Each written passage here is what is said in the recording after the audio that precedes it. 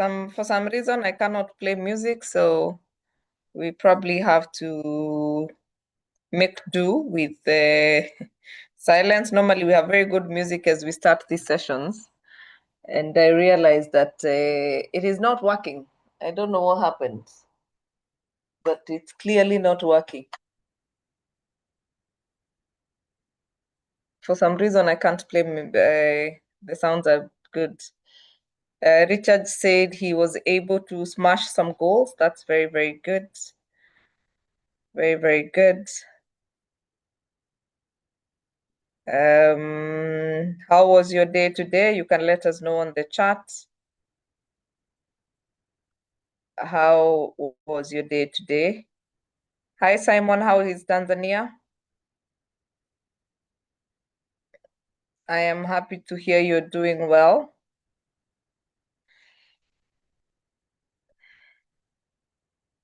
All right, we can then go into the usual. Let me just keep you posted on what's happening at Tara Solutions. Yeah. There's one I had not attached, but nonetheless, we shall have that next week. So thank you so much for tuning in to Get It Right with the Tara Solutions. My name is Grace Nzula. I'm an HR consultant and trainer with the Tara Solutions, and a manager at Vanessa Training Institute. And we are very, very happy to have you tonight. And if you're joining us for the first time, welcome, welcome, welcome. This is Get It Right with the Tara Solutions, where we seek to demystify issues in employment and entrepreneurship. And we have been doing this for the last 5 years. Every single Tuesday we are here, we are learning, we are unlearning, we are reskilling, and we are really unpacking quite a number of different conversations. We have dealt with diverse things that affect both employers and employees. And because our workplaces need us, we want to make sure that we have holistic employees, holistic employers, and holistic workplaces. And that is our mission, is to change the world through information. So we actually do this in partnership with a number of organizations, and allow me to give them a quick shout out. We have Nile Front Cottages. Nile Front Cottages are cottages located in Uganda. If you're looking for a vacation, a place to take a break, or a place to just visit, or you're around Jinja in Uganda, you need to pass through Nile Front Cottages and just get to experience the beauty and the serenity at Nile Front Cottages. And then we have Profiles International. Profiles International are the people who offer Genos emotional intelligence coaching. If you want to be a certified coach in emotional intelligence coaching, then you need to sign up with Profiles International. But they also offer psychometric assessments. For those of you who are looking to have psychometric assessments in your recruitment journey, then you need to also team up with Profiles International. We have K2 HR Services. K2 HR Services is our partner in Rwanda. And they offer holistic HR solutions. If you're looking for training, if you're looking to source staff, or if you're looking for advisory services on matters human resource in Rwanda, then K2 HR Services will be able to do that. We have Steadfast Quality Solutions. Steadfast Quality Solutions are our partners in Uganda, and this one is headed by my wonderful friend Herbert Zake. Herbert Zake is a Gallup Strength certified coach. If you're looking for a coach to walk this journey with you, then Herbert Zake has been actually able to coach more than 500 executives. And then we have AR Insurance. If you're looking for WIBA, if you're looking for all your insurance needs, then AR Insurance will be able to do that for you. We have Hotel Sapphire. Hotel Sapphire is a hotel located here in Mombasa, and they are located right in the middle of town, and they have beautiful, wonderful conference facilities. They have a chill place where you can go, and they have theme nights. Fridays, they have a beautiful band playing. I think Sundays are game nights. They have quite a diverse themes for every week, every day of the week. So if you're in Mombasa and you're looking for a place to host your conference or to just go and chill, then you need to visit Hotel Sapphire. We have Tufaha Resort. Tufaha Resort is a resort located in Nanyuki. Tufaha Resort is a luxury hotel. If you want to go to a place where you want to enjoy serenity, their pool is actually warm. So you can actually go there. If you're afraid that it will be cold, no, you and your children can be able to swim peacefully. We have Panessa Training Institute. If you're looking to learn woodworking or become a carpenter, then Panessa Training Institute are the best people in town. We have Port Sacco if you're looking for a Sacco to save and invest.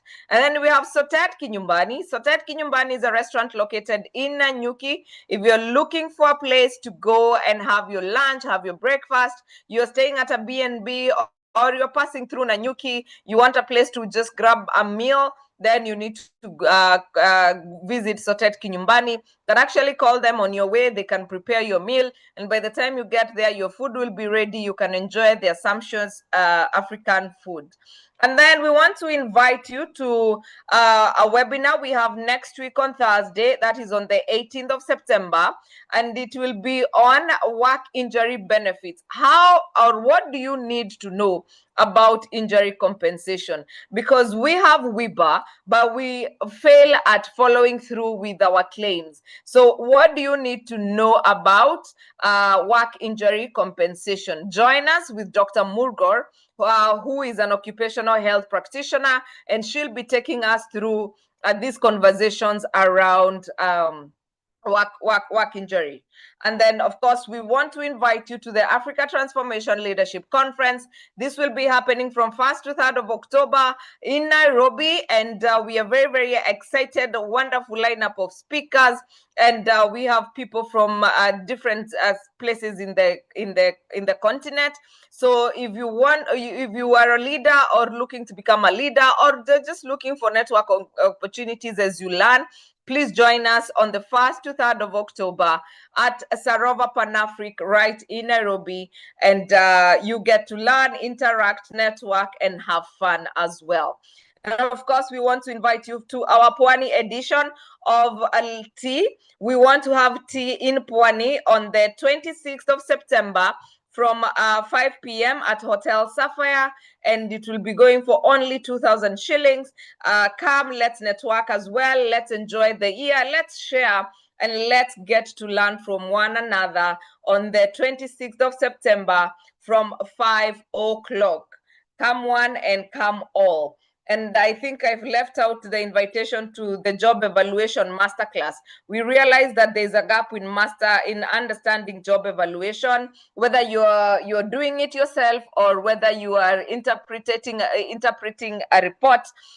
We need to continue building our skills when it comes to job evaluation, and you can see our social media pages for that. And Richard, you want to say hi, or we move on? Grace, how are you doing? I am very well. I'm not going to put on my video, but let us know this second brains. What does it have for us? And I'm sure Kefa is going to do an amazing job. Absolutely, absolutely. Thank you. And my Grace Mine is saying, greetings from Naivasha. I spent the day indoors preparing githeri. Please share some, send some our way. Maureen says, hello from Kiserian on the hills. And Joan says, greetings from Kisumu. And how is Kisumu Dala? And Rose Washira says, greetings from Islando. And thank you so much for joining us this evening. We really appreciate you. Now, tonight, we have one of the greatest speakers I know on matters nutrition. And every time I listen to Kefa, I can't wait. I can't just pause to think about my life and what choices I'm actually making. And I would like to welcome Kefa. Kefa, are you there? Can you hear me? Yes, I can hear you, Grace. Yes, Kefa, it is your time to shine. Karibu sana. Tell us about our gut health.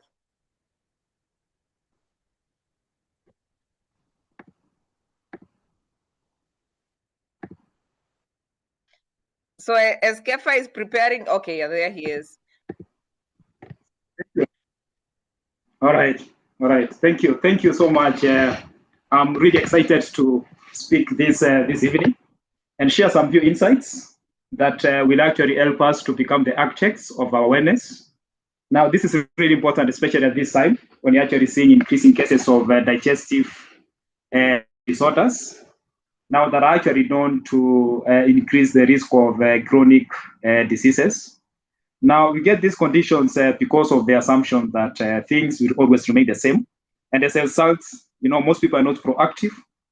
But there's one thing that I actually want us to understand, that what happens around us affects us just by 10%. 90% actually depends on how we react. And I find that statement to be encouraging because it simply means that we are not victims of our circumstances, but the masters of our destiny. Now, my name is Nyanumba Kefa. I'm a consultant nutritionist. I work with the various insurance companies as one of the nutrition service providers. I also sit in the Kenya Bureau of Standards Nutrition Committee. And I also happen to work with KLP, where I develop content for the school curriculum. I also, share articles to various newspapers and feature in a number of TV channels, where I'm always encouraging people to embrace lifestyle change. So today I'll talk about a very important topic. I've actually talked about this topic for many years. That's for the last 18 years. And I'm actually going to share some simple, practical, and sustainable, lifestyle adjustments that we need to make to outsmart, the increasing cases of digestive disorders. Now, when we get these conditions, in most cases, our body has a special way it usually communicates. Unfortunately, most people don't understand, the body language. Now, our body usually starts by whispering. And if we don't take an action, it actually starts screaming. And some of the ways, through which our body whispers include, sometimes we might actually experience what you call, yes. If you can put on presentation mode. Thank you. Yeah, so that it's clearer. Excellent. Thank you. Right. Thank you, Grace. Now, I was actually saying that before you get lifestyle diseases, usually our body actually sends us the signals. I mean, and most people don't actually understand, the body language. It actually starts by whispering, and of course, if we don't take action, it actually starts screaming. And some of the ways through which our body, whispers when we get digestive disorders include. Sometimes we might actually experience what you call abdominal pain. It's one of the common symptoms that most people experience. And I want us to understand that, pain is not an enemy. Pain is a friend. It's actually the special way the body, forces us to take a step. All we need to do is, to address the root cause, and the pain will just disappear. So we are going to see some conditions such as gastritis, cause a lot of pain when we take specific foods. And the right approach is not for us to avoid those foods, but for us to, address the root cause so that we can be able to take all the foods, because by the end of the day, we need various nutrients that work as a team to sustain a number of bodily functions. At times, we might also, lose appetite. There are people experience fatigue. It's also becoming very common nowadays, to the point whereby sometimes we wake up in the morning and we must start our day with a cup of coffee. And as we're going to see, if you're someone who takes coffee on a daily basis, it contains caffeine. And caffeine affects, nutrient absorption. I mean, we are talking of nutrients such as iron or calcium. We're also seeing a number of people who experience excessive gas. I mean, you get gas when you take specific foods. Most people complain of legumes. They cannot be able to take beans, etc. And that would be, one of the signs of digestive disorders. Heartburn is also very common, which, if not addressed, can lead to what you call acidity. And you're also going to see, if you don't address acidity, you are likely to get another condition we call acid reflux. Now, nausea and vomiting is also common among people with digestive disorders. And the moment you start experiencing nausea and vomiting, then it simply means that you might have a challenge with what you call electrolyte imbalance. It's also common for you to experience what you call, change in bowel habits, which might actually lead to a condition we call constipation. Now, there are people who experience unintentional weight loss. We know that nowadays everybody wants to lose weight, but of course, if you lose weight without doing anything about it, then of course that becomes a sign of a disease. Now, there are a number of tests that we should recommend. That is among people with digestive disorders. For instance, we recommend what you call the full hemogram test, so that you can be able to know your white blood cells, for instance. because most people with digestive disorders, tend to have what you call infections. And if your white blood cells are actually above 10, then of course that would indicate that you have an infection and something needs to be done about it.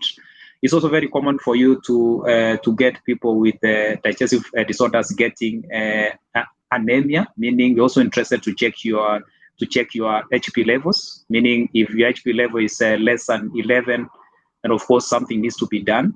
Now, the other test that we recommend is actually checking your blood sugar. And it's very important for you to check, the average of your blood sugar for the last 3 months. And that's why we do a test we call HbA1c, also known as a glycosylated hemoglobin. I mean, the moment you start getting digestive disorders, then the risk of conditions such as diabetes actually increases, and that is why it's important for you to do some of these tests. Now, renal function tests are also very important, so that you can be able to know your electrolytes. Remember, I said that one of the signs and symptoms of digestive disorders is actually, nausea and vomiting. And by doing the renal function tests, you'll be able to understand your electrolytes. I mean, we are talking of sodium, your potassium levels, chloride, etc. Stool analysis, also very important. And of course, what we try to check when we do the stool analysis test is whether there's actually any blood in the stool, which might actually indicate, increased risk of ulcers. It could also mean that that maybe someone might be at risk of a condition such as colon cancers. Now, H. pylori is also very, very important. It's actually a very important test among people with digestive disorders. This is actually one of the bad bacteria that affect most people nowadays. And sometimes when you get H. pylori, what you're usually given is medicine. But what I usually say is, medicines don't close the door once they chase the enemy. I mean, they don't address the root cause. We need to make sure that we address, the conditions, because we understand that, bad bacteria cannot survive unless the conditions are conducive. And that is why you also need to get a good meal plan that ensures that, the conditions are not conducive for some of these, bad bacteria. Now, when you talk about digestive disorders, we are talking of conditions such as acidity. As I said, before you get acidity, usually starts with a simple condition called heartburn. And you know that heartburn is actually very common. I mean, if you go to most communities, they have a local name for heartburn, meaning it's a very common condition. So if you don't address it, you get acidity. If you don't address acidity, you'll get acid reflux. Now, acid reflux is usually common at night. It actually tends to affect the quality of our sleep. So the next day we wake up very, very, very tired. And as I said, of course, most people will be forced to start their day with a cup of coffee. Sometimes you find people taking energy drinks that are also known to contain a lot of caffeine, just like coffee. Now, gastritis is also becoming very common nowadays. Now, people with gastritis will tell you that when they take certain foods, they have stomach pain. And as I said, what we need to do is not to avoid any food, but of course we need to find out where are we getting the pain. Sometimes it's because of our food choices, or sometimes it could be because of what you call our food, combination. And that's what we usually address. Meaning, if you come to see me as a nutritionist, then the goal is for me to assist you to the point whereby you're able to take all the foods without getting the pain. And the advantage of that is the fact that you'll be able to ensure that you're not lacking any nutrients, because nutrients actually work as a team, and they assist us in terms of sustaining a number of bodily functions. Now, the other condition that is also common, that is among the digestive disorders, is actually the irritable bowel syndrome, and also known as IBS. It's also becoming very common nowadays, meaning you're actually getting a combination of a number of symptoms, including abdominal pain, running stomach, nausea, etc. And of course, the moment you start getting some of these signs and symptoms, they also increase the risk of bad bacteria such as H. pylori. Now, in terms of nutrition interventions, now for us to be able to prevent digestive disorders, these are some of the measures that we need to take.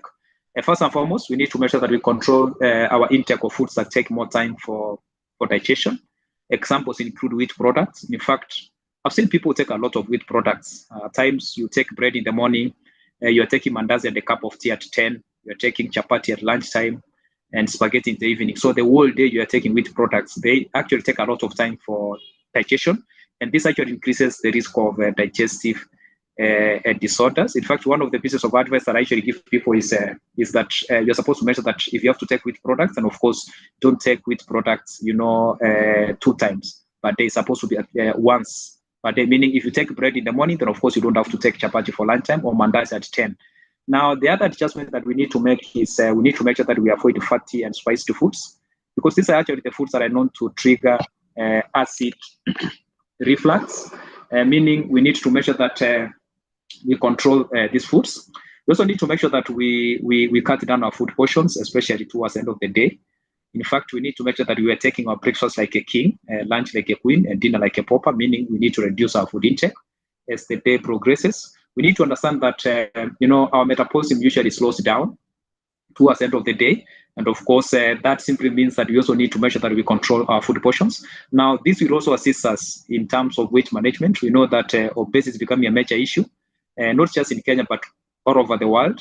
And it also increases, the risk of digestive disorders. And therefore, one of the simple strategies that we can use to make sure that we maintain our BMI within the recommended range is actually by making sure that we control our food portions, especially towards the end of the day. We also need to make sure that we take our last meal at least 2 to 3 hours. That is before we go to bed. Now, unfortunately, I've seen people who take dinner, and that is heavy dinner. After that, they just go to bed direct. Those are the kind of people who are likely to get, digestive disorders, in addition to, excessive weight gain. Now, the most important aspect when it comes to digestive disorders is actually prevention, which we always know is actually better than cure. And that, of course, entails addressing or adopting, a healthy lifestyle. And of course, as we are going to see, our lifestyle comprises of a number of components. But these are some of the benefits of a healthy lifestyle. First and foremost, is that it assists us in terms of, reducing the risk of digestive disorders, meaning if you don't have, acidity, you don't have acid reflux, you don't have gastritis or IBS. And of course, by making some of that adjustments we're discussing about, what you're simply doing is actually preventing those conditions. Now, a healthy lifestyle is also known to, increase our productivity. It reduces our healthcare costs. It increases our life expectancy, etc. And just for me to give you a few insights about our life expectancy. Now, studies have shown that all over the world, women tend to live a bit longer compared to men. And that does not happen by accident. It actually happens because of a number of factors, including stress management. Women actually tend to be good when it comes to stress management compared to men. And number two, of course, they seek medical assistance in good time when the chances of treatment and cure are actually good. Now, the oldest people don't come from Africa as a continent. They actually come from countries such as Spain, Singapore, Switzerland, and Japan.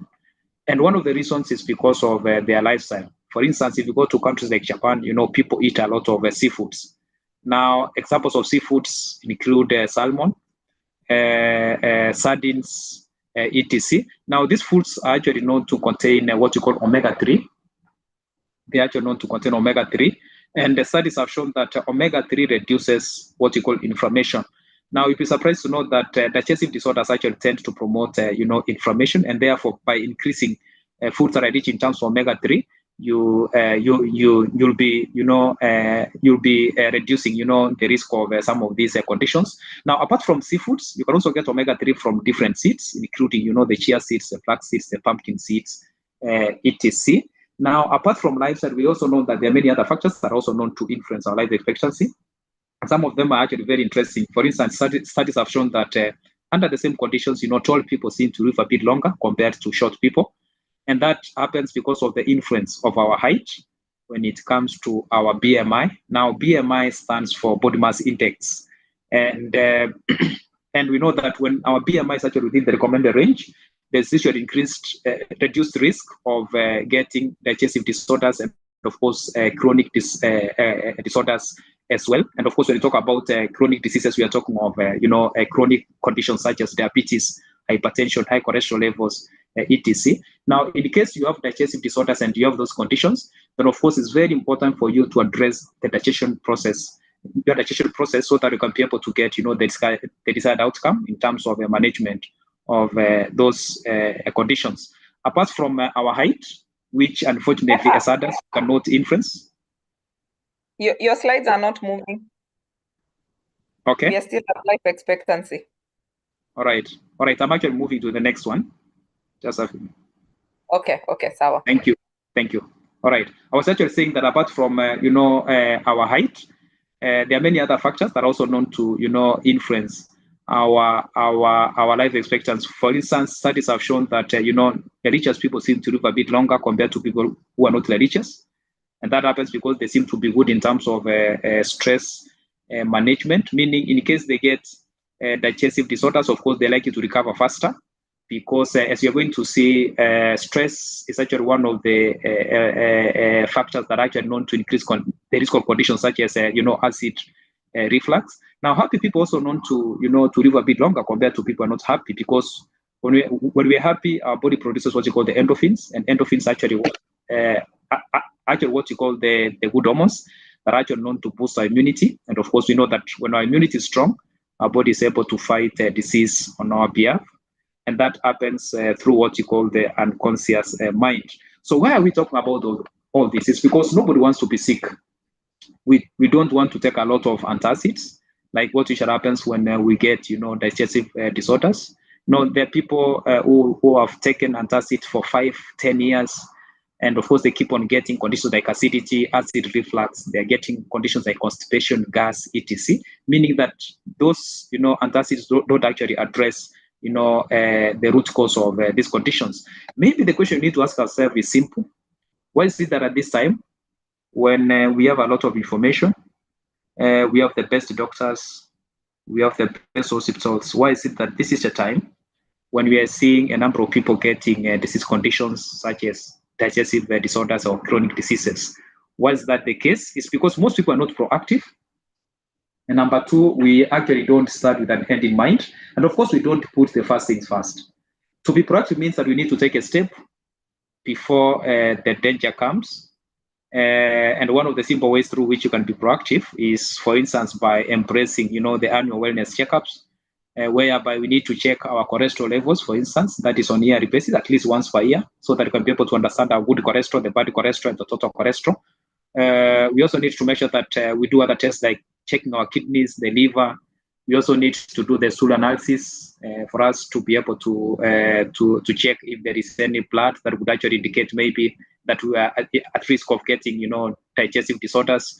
Now, we can also do a test we call, stool for occult blood. It's also one of the tests that we also recommend for people with digestive disorders. But remember, we are not doing this because we are sick, but because we want to prevent disease. I mean, we want to be proactive.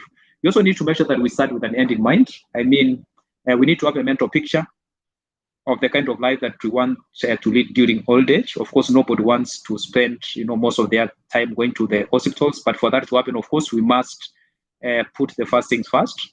And that's where most people don't get it right. I'm saying this because I still meet a number of people with very nice, expensive cars.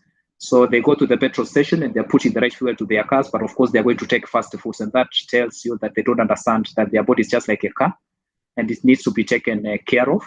The number of people with insurance for their cars, but they don't have a medical cover, of course, that stresses the fact that we don't know how to put the first things first. But I want to give you the good news that our body has the potential to fight disease conditions on our behalf.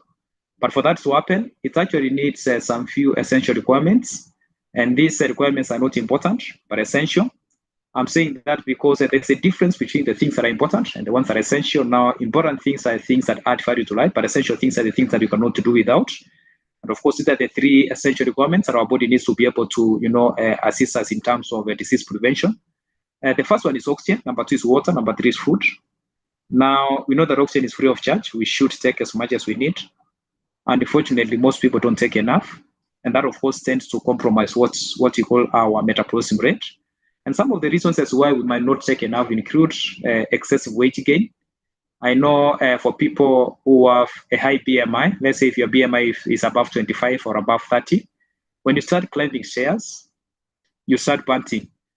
And what your body is simply trying to communicate is the fact that, it's not getting sufficient oxygen.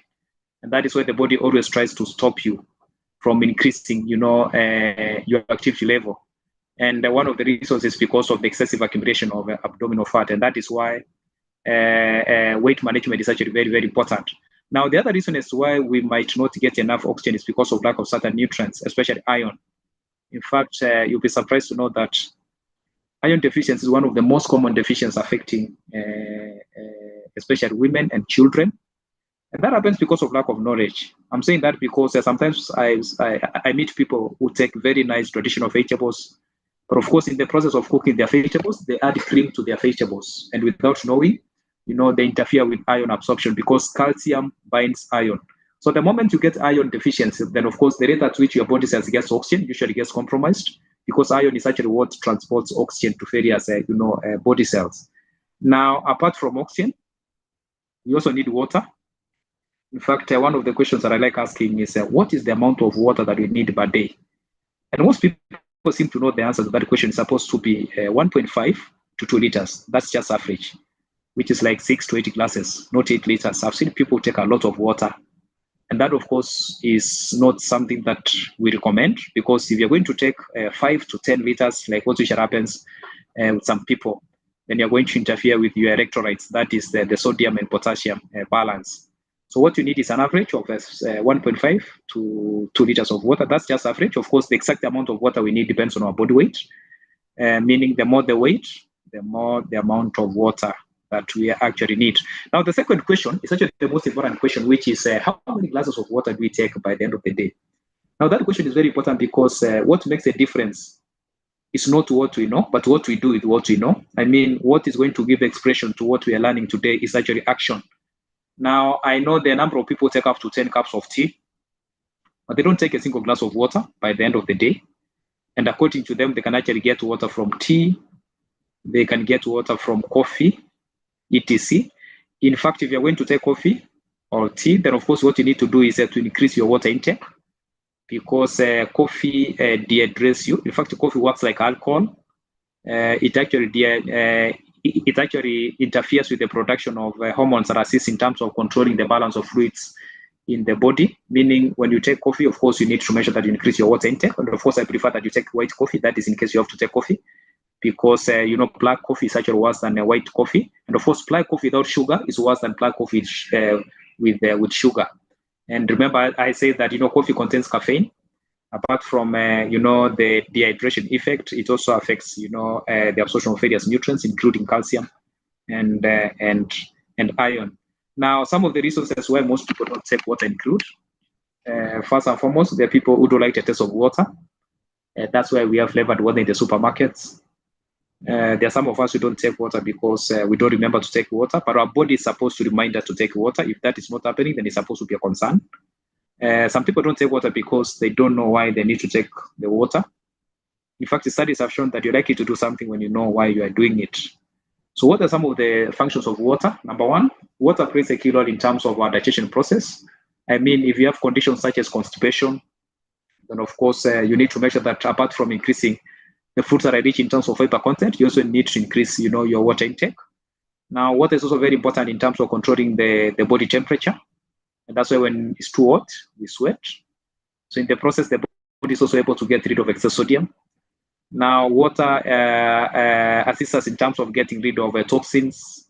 That's why we have the two kidneys. Their work is to assist us in terms of getting rid of the toxins, but for that to happen, of course, our water intake needs to be good. Now, I've seen people go for the detox programs from the internet, whereby sometimes we are told to take fruit juice for 5 days or 1 week or 2 weeks or 1 month without proteins and starches. That's very dangerous. In fact, what you're simply doing is increasing the risk of digestive disorders, because after that, if you're going to take beef, of course, you'll not be able to digest it. And that is why we don't recommend, the detox programs that we get from the internet. Detox is supposed to be a natural process that our body is supposed to carry out on a daily basis. All we need to do is to support it so that it can be able to do it in an efficient, manner. Now, for some of us with conditions such as hypertension, maybe just for me to mention, you also need to count water as part of, your medicines. Now, apart from water and oxygen, of course, you also need nutritious food, because food is supposed to serve the purpose of medicine, but food can also cause disease. And of course, that depends on our choices. Now, you'll be surprised to know that 80% of most of the disease conditions that we get, including, the digestive disorders, is actually because of our poor food choices. 10% is because of lack of exercise, and the remaining 10% because of genetics. So the good news is we can actually control up to 90% of these disease conditions. But the question, is that happening? The answer is no, because as I said, we're actually seeing a number of people, with conditions such as digestive disorders are also known to increase the risk of, chronic diseases. And these conditions are just like enemies. If you talk to people who have gone to war, they'll tell you that when you're going to war, number one, you need a weapon. Number two, you need to know how to use it. And number three, you need something very important known as strategy. So the weapon you need to fight lifestyle diseases is actually the right information. But it's not enough for you to have information. You also need to know how to apply it. And that is what you call knowledge. Knowledge is the link that we form in our mind between information and its application. And that depends on a very important term that we call context, because information is actually applied based on the context. And this is what I mean.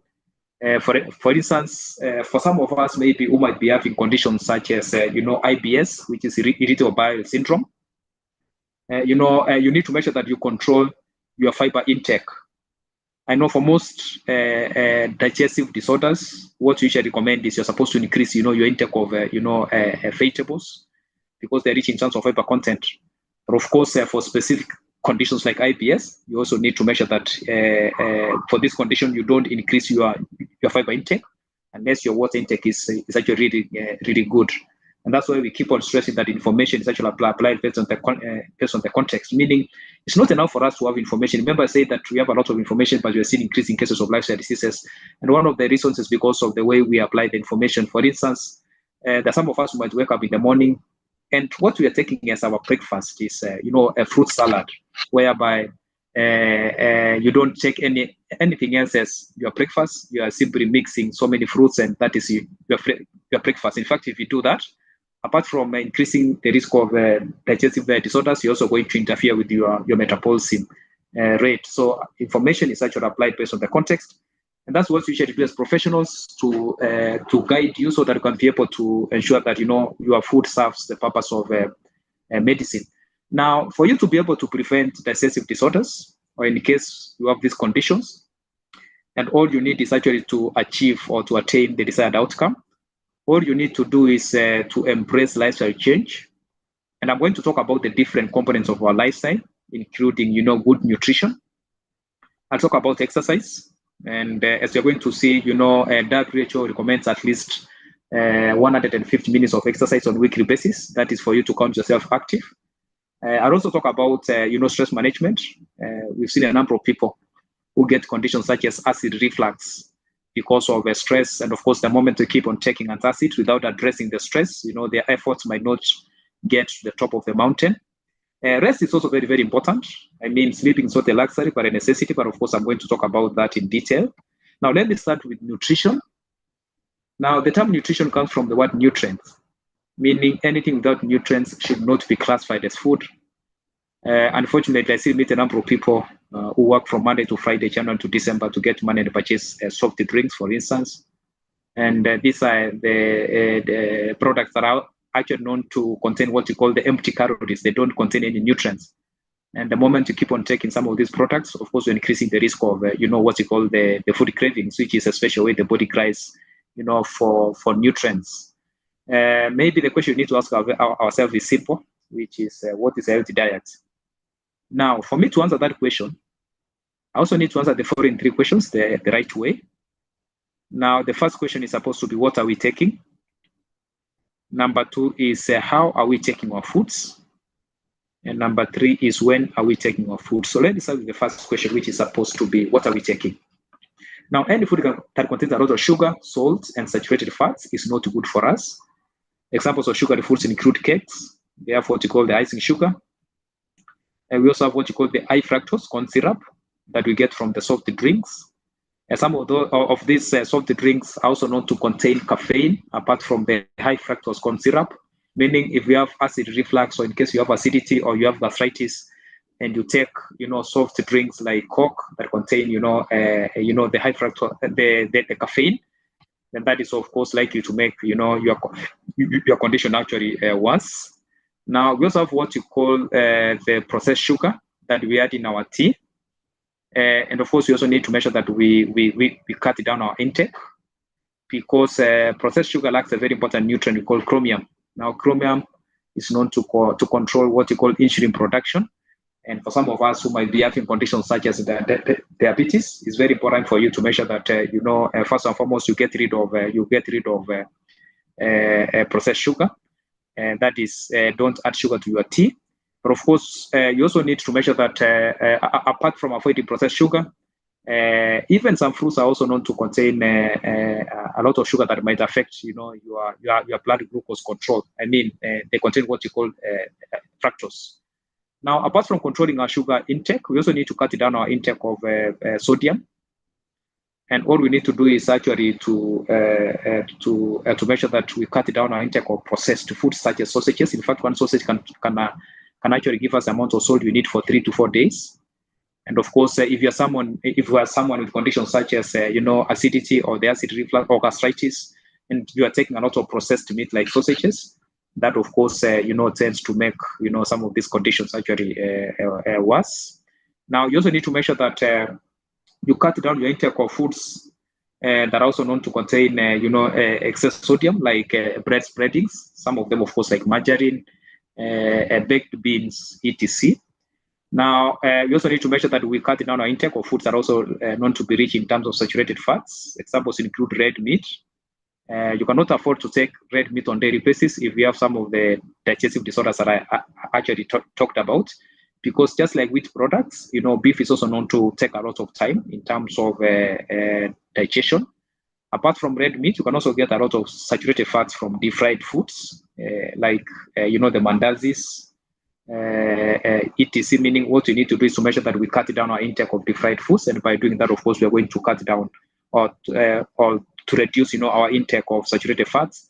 That is also known to, apart from interfering with our digestion process, it also increases the risk of excessive weight gain. That, of course, tends to affect our metabolism rate. And therefore, it's very important for us to ensure that, we are keen in terms of our food choices, so that we avoid, foods that are rich in terms of saturated, fats. Now, apart from our food choices, we also need to be keen in terms of food combination. That is, how are we taking our foods? I'm saying this because depending on how we combine our food, sometimes we can actually enhance nutrient absorption, or sometimes we can actually interfere with nutrient absorption. For instance, we recommend that if you're going to take foods that are rich in terms of iron, then I prefer that you combine these foods with the foods that are known to be rich in terms of vitamin C, because that tends to enhance the absorption of iron. Examples of foods that are rich in terms of vitamin C include the citrus fruits, like the passion fruits, the oranges, etc. The same case applies with the foods that are known to contain foods that are actually classified as fat soluble vitamins. Examples include the foods that are rich in terms of vitamin A, D, E, and K. Some of these foods include, for example, carrots. Meaning, if you are taking carrots that are rich in terms of vitamin A, and of course, you could combine carrots and avocado, for instance, and that will assist in terms of the absorption of, vitamin A. So food combination is actually very, very important. Now, sometimes I know we find ourselves, taking fast foods. And I know in most cases this happens, let's say, during weekends. And that explains why studies have shown that, most people are likely to be sick on Mondays. I mean, that's the time most people take sick calls, because people are exploiting themselves during weekends. But to make the situation worse, our combination is actually not right. I'm saying that because, sometimes we are taking all the wrong foods at the same time. I've seen people take, deep fried chicken, French fries, a sausage, and a soda. Think of that combination. It's like petrol and fire. And of course, those are the same people are still taking antacids. And when that happens, of course, those conditions, the digestive disorders actually tend to be worse. So what you are saying is, in case you take fast foods once for a while, then of course you need to be keen in terms of a food combination.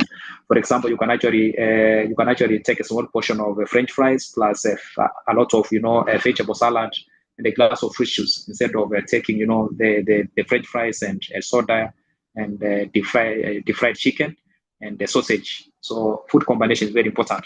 Now, I've also seen people seem to take the right foods, but because of their food combination, they don't actually benefit in terms of the nutrients they're supposed to get. Or sometimes we increase the risk of digestive disorders. For instance, if you're going to mix your fruits and yogurt, and of course that is likely to make digestive disorders worse. So we don't recommend mixing your fruits and proteins. Sometimes we've also seen people who go for a buffet, they want to take everything. I've seen people take more than one starch. Let's say you're taking rice and chapati at the same time. That, of course, increases the risk of excessive, weight gain. That, of course, could slow down your metabolism to the point whereby, the risk of digestive disorders usually, increases. The same case happens, to people who take beef and chicken at the same time. Proteins take a bit of time for digestion. So you need to be keen in terms of your food combination. I've seen people wake up in the morning and they're taking an egg and a sausage and the bread with the bread spreadings and a cup of tea or two. And that is not a good breakfast, because if you're going to take, a sausage and a fried egg, then that, of course, in case you have digestive disorders, that would actually make those conditions actually, worse. So that is why we keep on talking about, making sure that you don't just take the right foods. You need to make sure that you're taking the right foods the right way. Now, next is our desserts. Sometimes you find people taking ice cream, for example, as part of their desserts. That is also known to contain what you call the empty calories. So it's very important for us to be keen in terms of the choice of desserts. Now, apart from considering our food combination, we also need to make sure that we are keen in terms of when we are taking our foods. We also need to make sure that we are actually keen in terms of when we are actually taking our foods, because that actually assists us in terms of controlling, our food portions. For instance, as I said, of course, you're supposed to make sure that we are taking our breakfast like a king, lunch like a queen, and dinner like a pauper, meaning we need to make sure that we reduce our food intakes as the day progresses. And that, of course, will assist us in terms of management of digestive, disorders. Now, one of the reasons as why we take food on a daily basis is for us to get various nutrients that are actually known to work as a team. And of course, that cannot happen unless our food choices are actually correct. And number two, of course, our food combination is actually done, the right way. And that's what will assist us in terms of getting some of the essential nutrients, such as, vitamin C. Now, vitamin C is one of the key nutrients that is known to serve the purpose of antioxidants. Antioxidants are actually compounds that assist us to get rid of free radicals. Studies have shown that free radicals actually increase the risk of a number of disease conditions, including certain cancers. So vitamin C is actually very, very important. And some of the food sources of vitamin C include, the oranges, the guavas, the mangoes, the lemons, etc. I know for some of us with conditions such as acidity or acid reflux, we are not able to take citrus fruits. But remember, I told you that we can always assist you to address those conditions to the point whereby, you can be able to take all the foods. All you just need is a meal plan that addresses what you're supposed to take at what time and the combination, etc. But of course, I'm also giving you a number of tips that you can actually apply so that you can be able to, to address some of these conditions. And the other important nutrient is vitamin A, which is a fat-soluble nutrient. Some of the food sources of vitamin A include, the carrots, the sweet potatoes, the pumpkins, etc. Now, if you're going to take carrots, we prefer that you use your carrots for cooking instead of carrot juice, because when you use carrots for cooking, of course, since you'll be using some cooking oils, that is going to enhance the absorption of vitamin A. Sweet potatoes are also very good sources of vitamin A. So instead of taking bread on daily basis, why can't you introduce sweet potatoes and other traditional foods as part of your breakfast? Because that will assist you in terms of controlling your intake of wheat products that are known to increase the risk of digestive disorders. You can also try pumpkins, etc. You also need other nutrients like iodine. Now, fortunately, we'll be able to get iodine from our salts because it's actually fortified with iodine. And iodine is very important because it actually plays a key role when it comes to our metabolism rate. We understand that when our metabolism rate slows down, the rate of weight can usually increases. I mean, you can try to control your food portions, but your efforts might not get to the top of the mountain. You might try to increase exercise, but of course, the weight will not come down. And one of the reasons is because of the slow metabolism rate. In fact, this is one of the major reasons as why most people gain a lot of weight. And when metabolism slows down, it simply means that most of the bodily functions also get compromised, including your digestion process. And that is why if you come to see me and you have gastritis or you have IBS, and of course, before I do anything, what I need to do is I need to do what you call the body composition analysis, whereby I can be able to understand your metabolism rate. In fact, there's one of the tests that we usually do that assists us to understand your metabolic age, which is a measure of how your body is functioning compared to your actual age. Meaning, if your metabolic age is above, your actual age, then it simply means that your metabolism rate is a bit slow, and something needs to be done about it, so that you can be able to see improvement in terms of any disease conditions, including digestive disorders. Of course, you also need other nutrients like omega-3, which you can get from seafoods, as I said, because it's actually known to reduce what you call inflammation. Now, unfortunately, most of the products we have in the market, especially processed foods, tend to contain a lot of omega-6 that promotes inflammation, and that is why it's very important for us to cut down our intake of processed foods. Now, apart from considering our food choices, and of course the combination, and when we're supposed to take our foods, we also need to make sure that we prioritize exercise, because it also plays a key role when it comes to enhancing our metabolism rate, and that of course assists us in terms of prevention of digestive disorders. As I said, WHO recommends at least 150 minutes of exercise, that is per week. Meaning, if your diet is actually taken care of and you're able to get at least 2.5 hours of exercise per week, you should count yourself active. I mean, you should be able to maintain your weight within the recommended range. Now, when you talk about exercise, of course, we are talking of simple forms of exercise like walking. In fact, walking is one of the best forms of exercise. It's also known to be sustainable. In fact, it's effective and sustainable. All you need to do is to be consistent. I mean, consistency is actually the key word. Otherwise, it's actually one of the best forms of exercise. You can also try other forms of exercise like rope skipping, climbing stairs. And that is in case you don't weigh above 100 kgs. Of course, you know what will happen if you try to climb stairs, or if you try rope skipping and you weigh above 100 kgs, you're going to interfere with your knees. You can also try swimming. In fact, swimming is also very good. That is in case you're able to get a swimming pool and you know how to swim.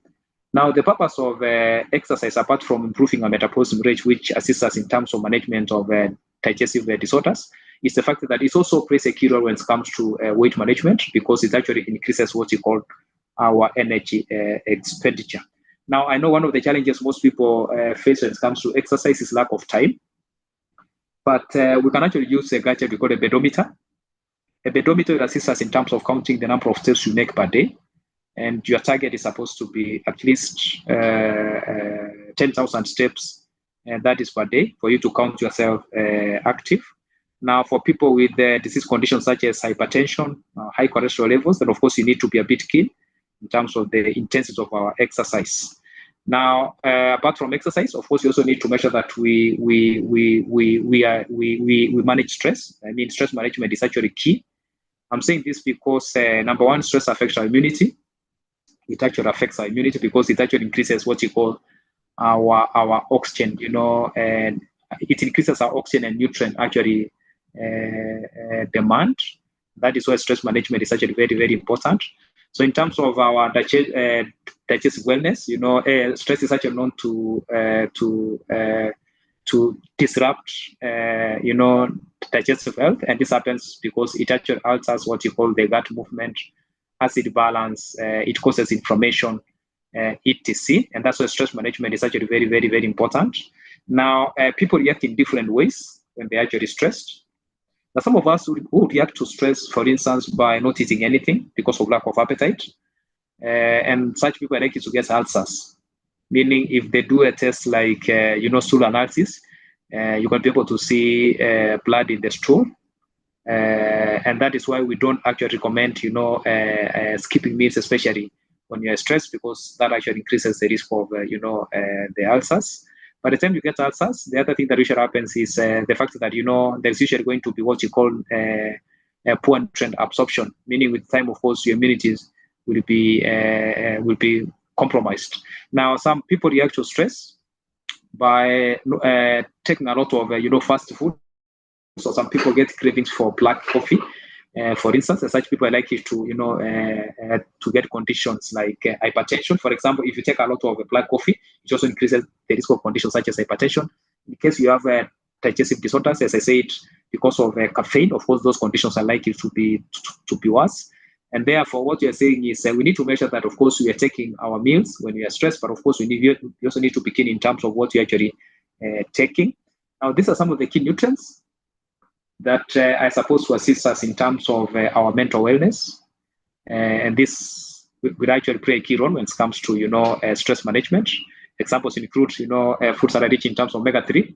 Of course, we are talking about foods like salmon, sardines, flax seeds, etc. We also need magnesium.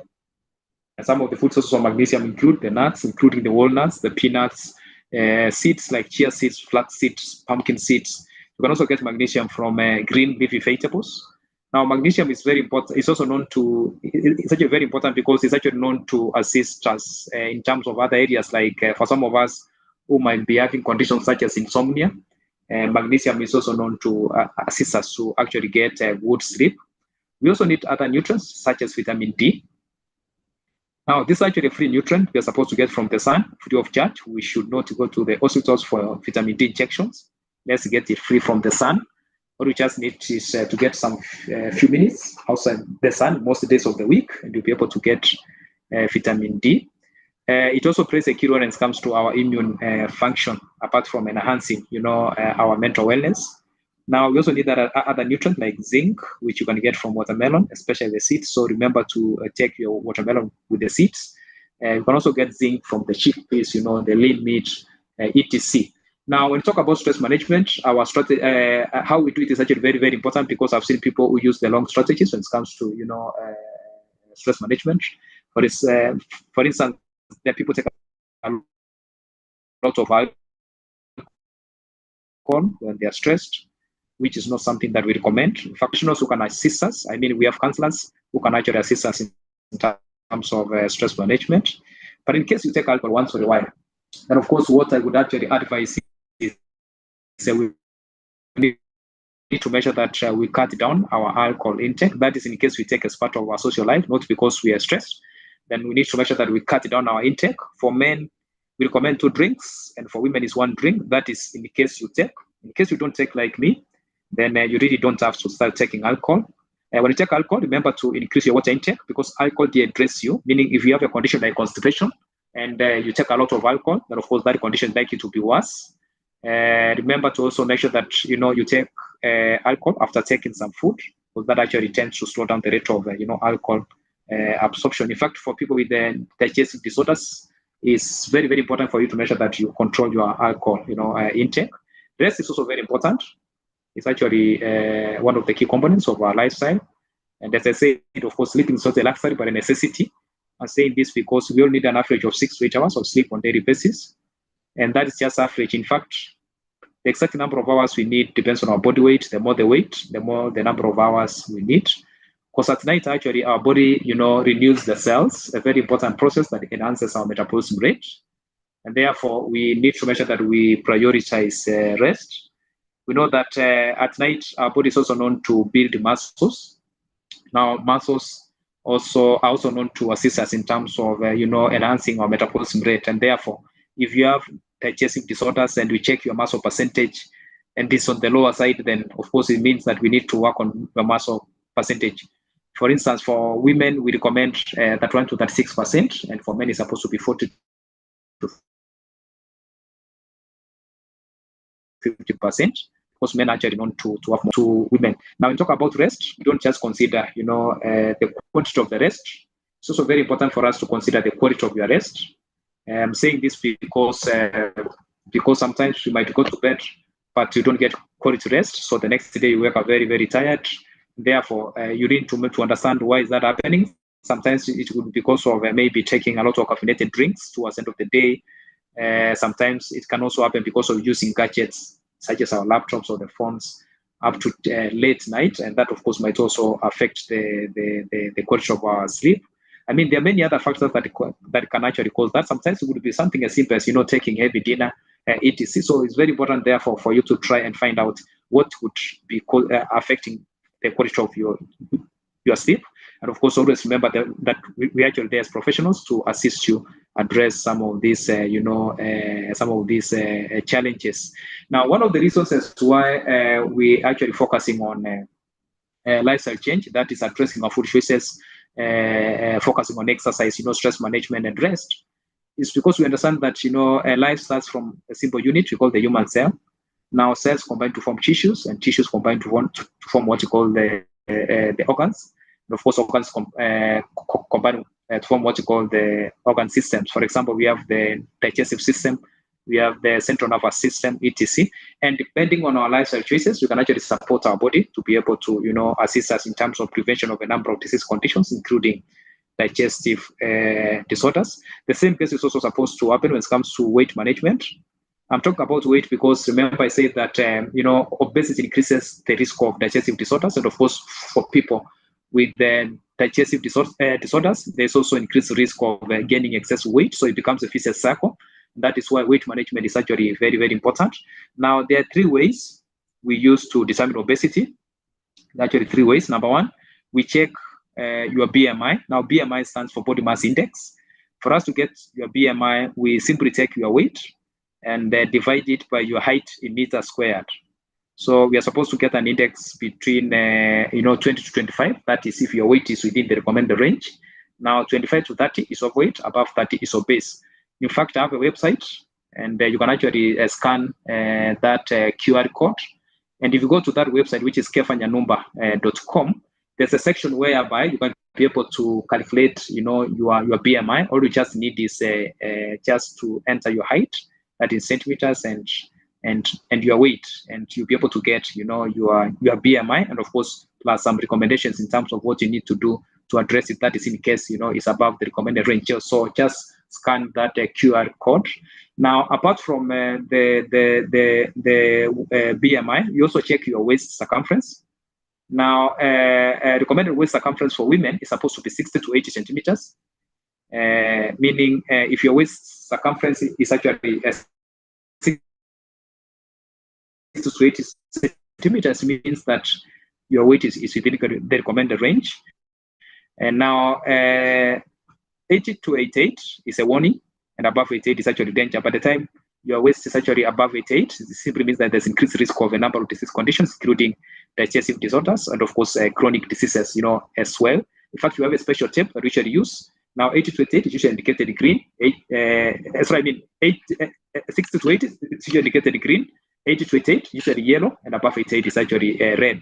By the time the waist is above 88, then it means there's increased risk of those conditions. Now, for men, recommended is supposed to be 69 to 94.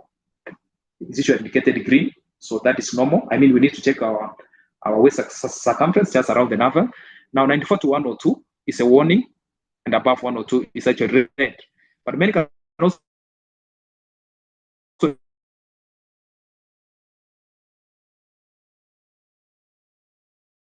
use their belts. If you stand and you're not able to see your belt, you're above 94 centimeters. So remember to check our contacts outside. The circumference is above 102. For men, for instance, it simply means that the door is open and you're likely to get a number of disease conditions, including digestive disorders.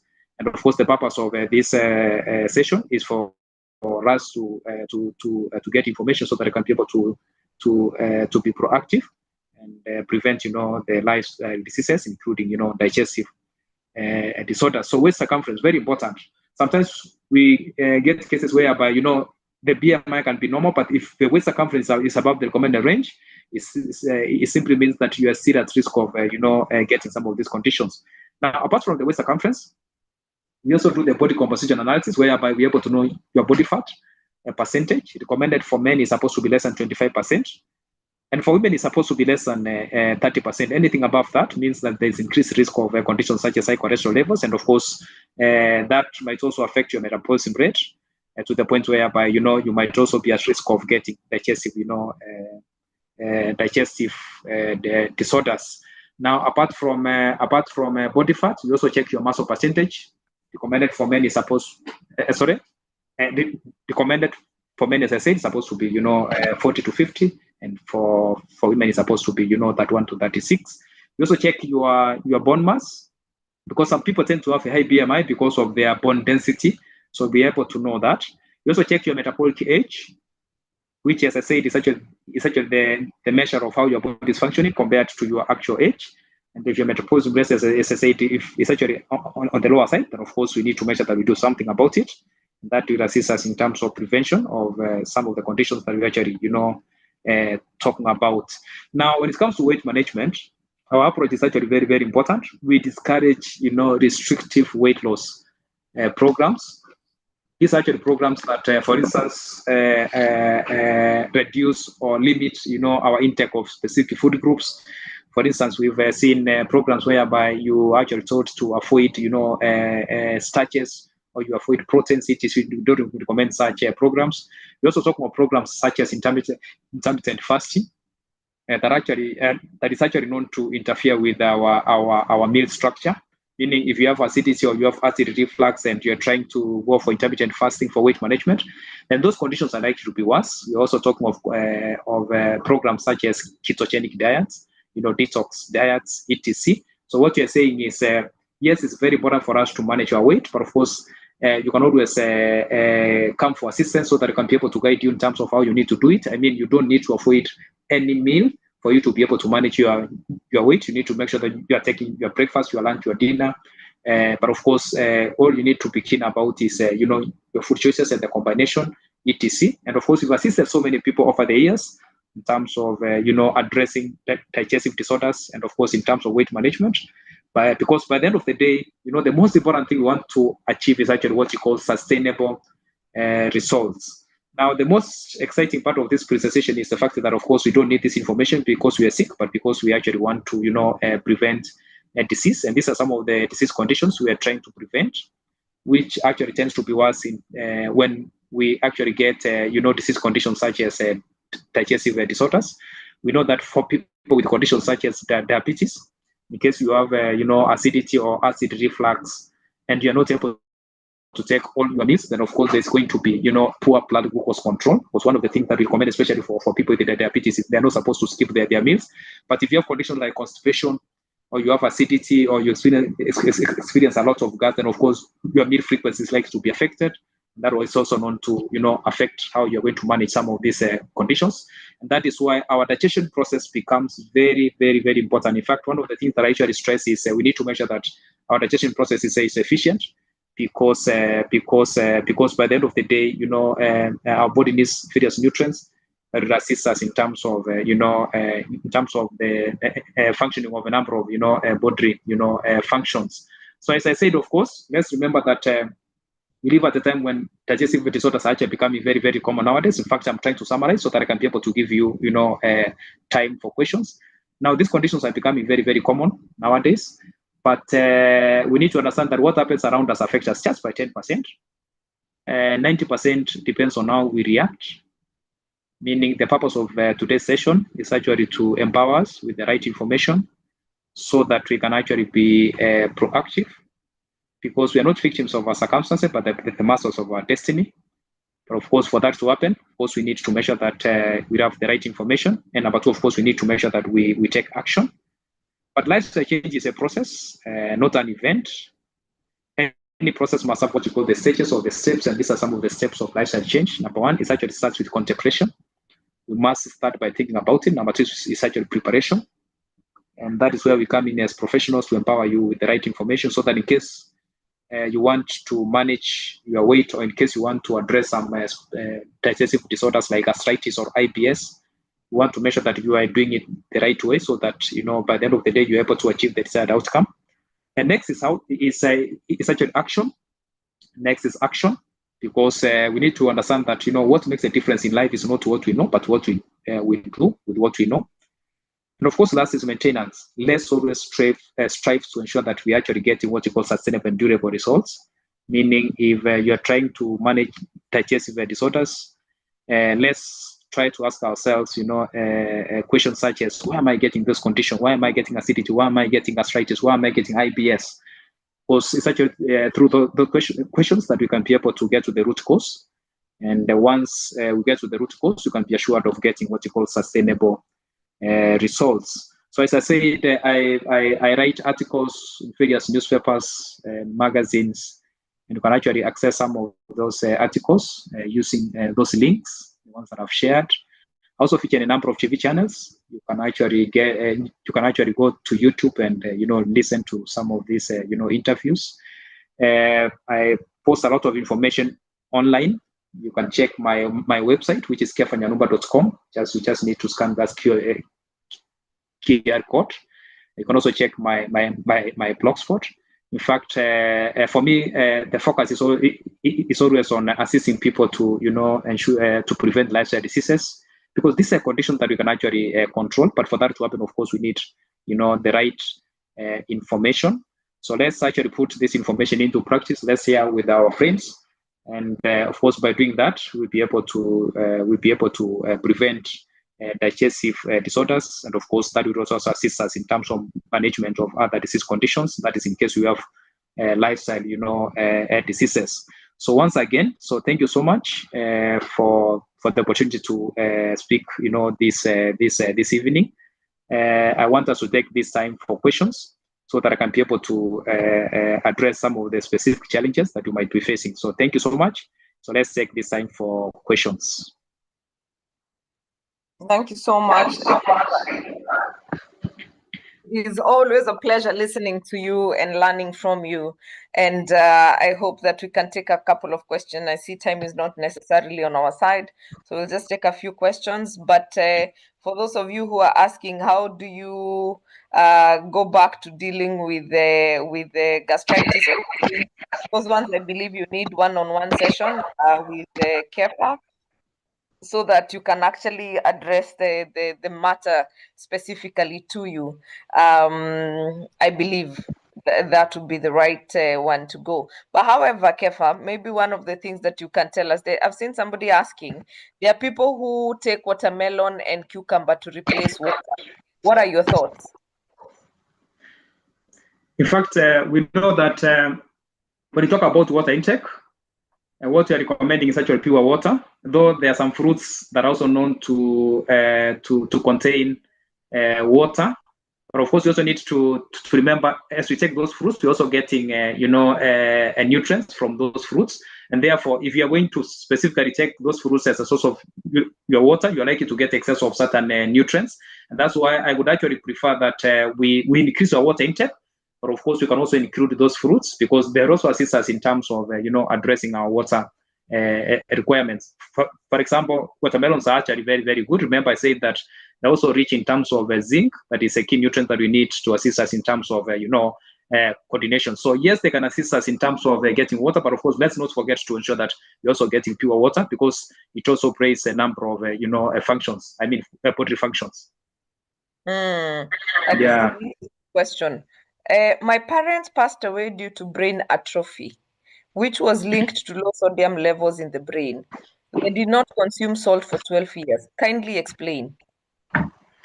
Now, I know one of the challenges, especially for people with hypertension, is in most cases when they go see doctors and they are told reduce your salt intake, they actually avoid salt, and we don't recommend that, because salt is actually one of the electrolytes that is supposed to balance with the potassium. So what you are saying is avoid. I mean, reducing is not the same as avoiding. So let's not avoid salt. All we just need to do is to cut down our intake. And one of the simple strategies that can assist in terms of reducing our salt intake is by avoiding processed foods. But otherwise, let's make sure that we actually add a bit of salt to our foods. You can maybe change, instead of using the normal salt, you can use sea salt. That is in case you have conditions such as hypertension, instead of getting rid of salt. Yeah, and Kefa, comment about this intermittent fasting. 16 hours, 12 hours. What are your thoughts? What's your input? Now, when you talk about weight management or weight loss, the focus is not on reducing our food intake, but just taking what is enough. Now, the challenge with intermittent fasting is the fact that first and foremost, it interferes with our meal structure. Meal structure, I mean, we're supposed to make sure that we are taking our breakfast, lunch, and dinner. Of course, for people who go for intermittent fasting, sometimes the end of taking 2 meals, something that we don't recommend, because if you have conditions such as digestive disorders, then of course those conditions are likely to be worse. And that might actually happen despite the fact that at times you can see a slight difference in terms of your weight that is coming down. But of course, as that happens, the question is it that you are breaking the muscles or the fat? In most cases, people break muscles instead of the fat. And that is why weight loss can also be a sign of disease. So how we do it is actually very, very important. So in summary, I don't recommend intermittent fasting because it actually focuses on the quantity of the food instead of the quality of the food. And number two, it actually interferes with our meal structure. Yeah, and I've seen a lot of people asking, how do you deal with wheat and sugar cravings? Now, remember I said that the moment you get cravings, then of course you need to find out what the body is actually trying to communicate. Because most people get cravings because of lack of certain nutrients. You can also get cravings because of sugar fluctuation, and therefore the most important thing is you can actually get a craving because of glucose fluctuation, and therefore the most important thing you need to do is to try and find out why. For example, if you're someone who is trying to manage weight, and what you are doing is actually avoiding wheat products. Of course, with the time, the cravings for wheat products actually tends to be worse, because for us, what we actually recommend is we are supposed to measure that we cut down our intake. Cutting down means instead of avoiding wheat products, why can't you ensure that you don't take wheat products more than once per day? For example, if you're going to take bread in the morning, as I said, you're not supposed to take chapati on the same day, and you don't have to take wheat products on daily basis. So in the process of trying to manage weight, some people, become too strict to the point whereby they start getting some of these cravings. But when we take our meals in a controlled manner, we can achieve, the desired outcome. But at the same time, it will also assist us in terms of addressing some of these cravings. And probably you can also ask a simple question. When is the right time to have fruit? Is it before or after meals? Now, we are supposed to make sure that we have our fruits before our meals, not after our meals, because fruits are supposed to be taken on an empty stomach. Now, I've seen people who, for example, go to 5-star hotels, and of course, after your meals, what you are getting is actually desserts. And of course, if that is what you're going to do most of the days, and you have acidity or the acid reflux or gas, of those conditions are likely to be worse. In fact, I'd be surprised if they improve. So in summary, fruits are supposed to be taken, before our meals, not after. Somebody, when you have a sensitive stomach that reacts with running stomach after any introduction of a new diet or oily food, is there a name to that condition? It's likely to be called the IBS, which is irritable bowel syndrome, not internet banking system. Irritable bowel syndrome. And then it's Catherine, called actually irritable bowel syndrome. Yeah. What of you eat when you are hungry and not when time dictates? I find that in African countries we eat because the clock says it's lunchtime. Now, the challenge with that is it can actually be confusing to some people, especially for people with a slow metabolism. I mean, if your metabolism is actually slow, and to make it worse, you have digestive disorders like gas or constipation. Such people, of course, might find themselves eating 1 or 2 meals per day. And that is why it's always very important for us to understand that, we are supposed to take 3 meals per day. I mean, you're supposed to take your breakfast, lunch, and dinner. Let's say after every 6 hours, at least you're supposed to take something, because that will assist us in terms of our metabolism as well. That is why it's not always recommended that you just listen to your body. You should be able to know when your body has started to mislead you, especially in case you have specific conditions. For instance, if you come to see me and you have a condition like constipation, of course, one of the challenges most people face is they're not able to take 3 meals. And therefore, for me to know that your metabolism rate has started to improve, when you come for review, you should tell me that nowadays I feel like taking the 3 meals, not forcing yourself. You get to a point whereby, you're able to take 3 meals. And by the time that happens, it means your body movement has actually improved. So we cannot just listen to the body. We should be able to know when we actually not taking the right direction. But of course, at the same time, we should also understand what the body is actually, communicating. But in terms of meal frequency, I still insist that you're supposed to take, 3 meals. That's for the sake of your metabolism rate. Okay. And comment on the use of canola oil and sunflower oils frequently. Now, when we talk about cooking oils, the key word is we're supposed to make sure that we don't go for the ones that are actually saturated. And a simple experiment that you can actually do is, we just need to put our oils in the fridge at night. If the oils actually remain liquid in the morning, then it means they are not saturated, they are unsaturated, and those ones would be good. So we can do that experiment, and of course get to know which ones are good. And of course, you also need to remember that we need to use our cooking oils always in moderation. Moderation is actually a key word, because 1 gram of oils actually contains like 9 calories. So by the end of the day, for us who are keen in terms of weight management, we still need to make sure that we are using our cooking oils in moderation. And then there's a question on how safe are eggs from Jacinta. Now, when you talk about eggs, I know there's a lot of confusing, studies concerning the eggs, but this is what I would recommend. Let's always make sure that we don't exceed 4 eggs per week, because the number of studies that have actually shown that if you're going to take a lot of eggs, there's increased risk of conditions such as, high cholesterol levels. Of course, research keeps on changing, but of course, to be on the safe side, moderation is actually the key word. Maybe the other thing is how we cook our eggs. I would actually prefer that we check boiled eggs instead of, fried eggs, because of the same concern of cooking oils. All right. And then we have, just before Richard comes in, and because we're also cautious on time, there's a question I have seen, just 1 minute. So there are people who are asking, how do you deal with constipation? How do you reverse gastritis if you already have it? And how safe are the antacid tablets? And I'm tempted to say that some of these things you need a meal plan, and you need to consult Mr. Kefa directly, who has shared his number, so that you can deal with it directly. But for constipation, you just need to take what do we call it, Kefa? Yeah. Now, for constipation, 2 things. Number 1, you need to increase your fiber intake, meaning if you are someone who takes meals without vegetables, make sure that you have vegetables in all your meals. And don't just take cabbage on daily basis. You also need to include other, vegetables. I mean the greens. But apart from that, you also need to increase your water intake. If you still have constipation despite doing that, then of course you might need a meal plan, because there are many other causes of constipation apart from our water and fiber intake. Yeah. And how safe are antacids?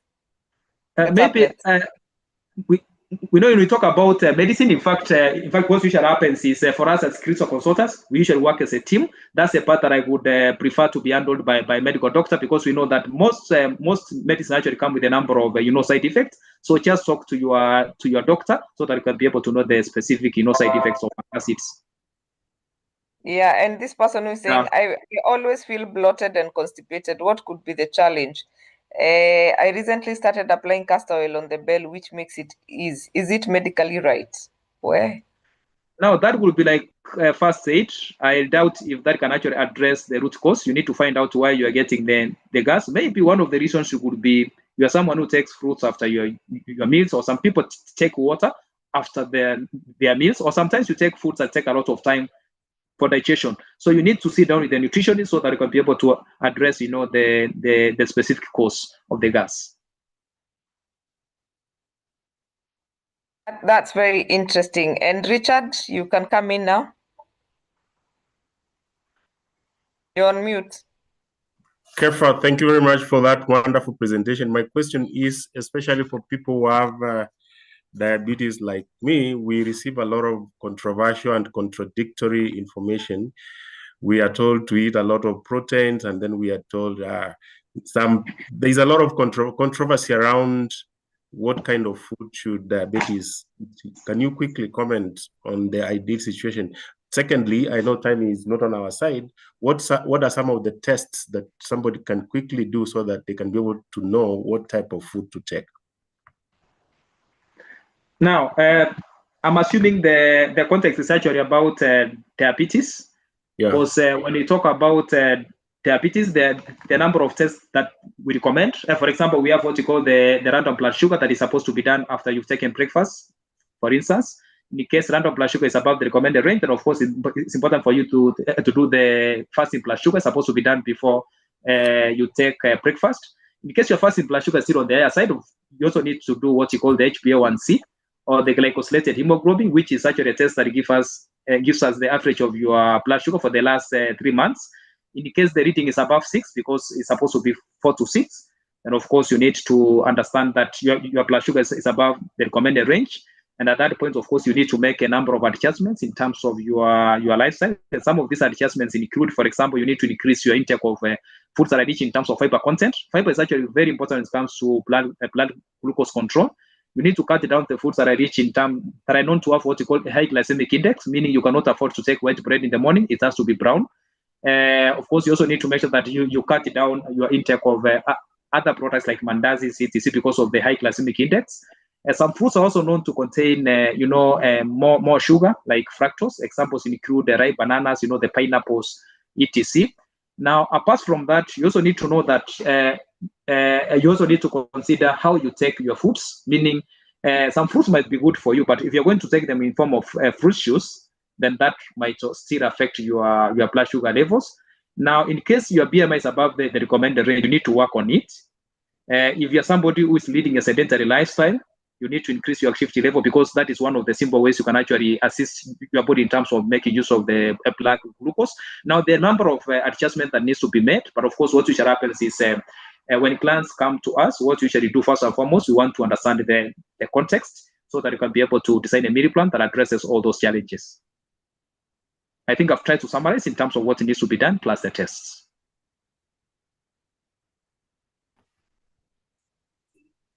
Oops. Somebody is asking, where are you based for consultation? You can share that slide with your contact details. And somebody is saying, kindly comment on cayenne pepper because it is working wonders on bloating issues. And what could be the side effects? So let me start with our location. We actually based at Upper Hill, KMS Center. We are based at Upper Hill, KMS Center. KMS Center is actually adjacent to CIC. So we are based at Upper Hill, KMS Center, 3rd floor, 310. And we are known as Crystal Consultants. We offer a number of services, including nutrition consultation. We also have annual wellness checkups, whereby we are able to, we have very nice packages that will assist you in terms of your annual wellness, checkups. We also have, dental and optical services, but we actually face at Upper Hill KMS Center, so 3rd floor. Then we talk about cayenne pepper. Now, when you talk about spices, we have different types of spices. We have what you call the natural spices and the processed spices. In fact, what we discourage is actually what you call the processed spices, because they actually not contain a lot of sodium, which might not be very good for people with digestive disorders.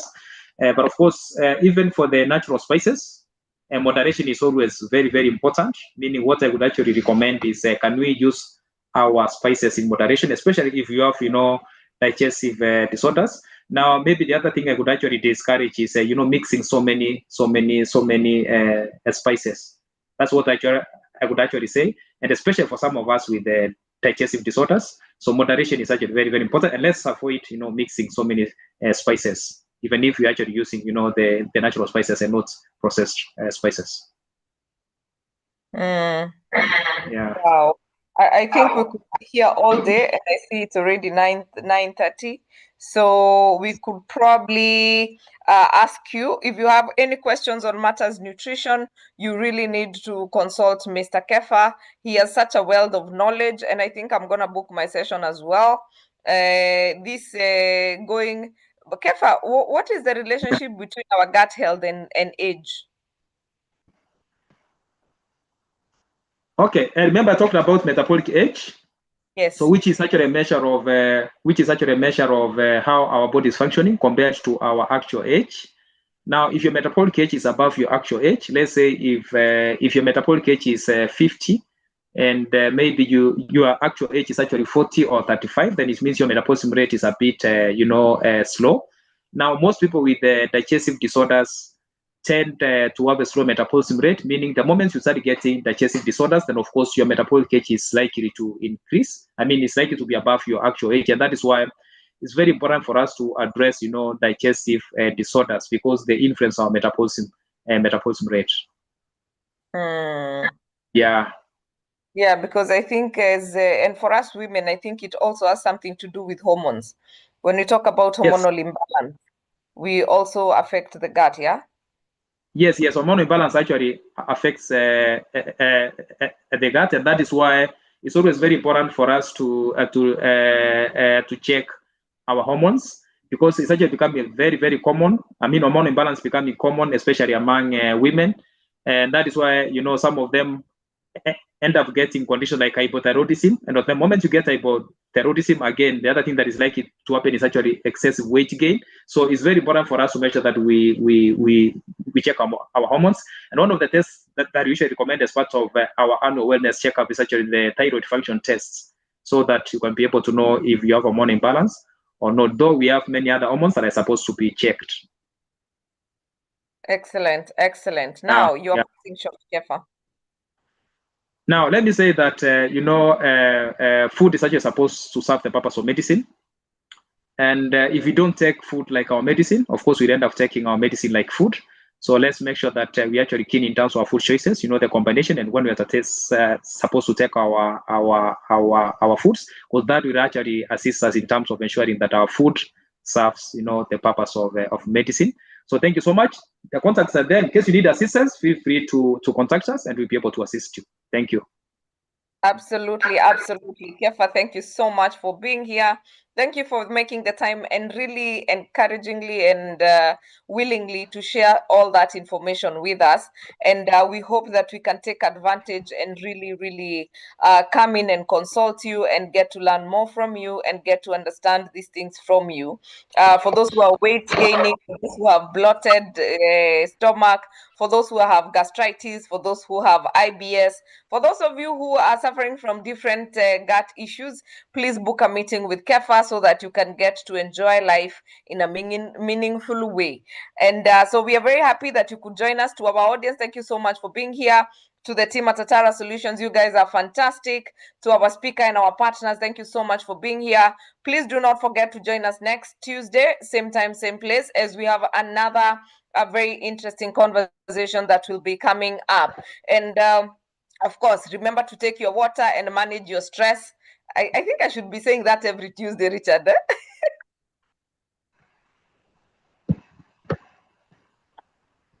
Yeah. So anyway, for that matter, please follow us on Instagram at Atara Solutions, like our Facebook page at Atara Solutions, and connect with us on LinkedIn at Atara Solutions, and on YouTube, where the recording will be put. It is Get It Right with Atara Solutions, and you can review and replay the sessions and just get to watch them again, so that you can get a better understanding of what you need to do. And of course, for more conversations like this, join our WhatsApp group to get to keep up with what's happening with Get It Right with Atara Solutions. And of course, we are very excited. Thank you so much.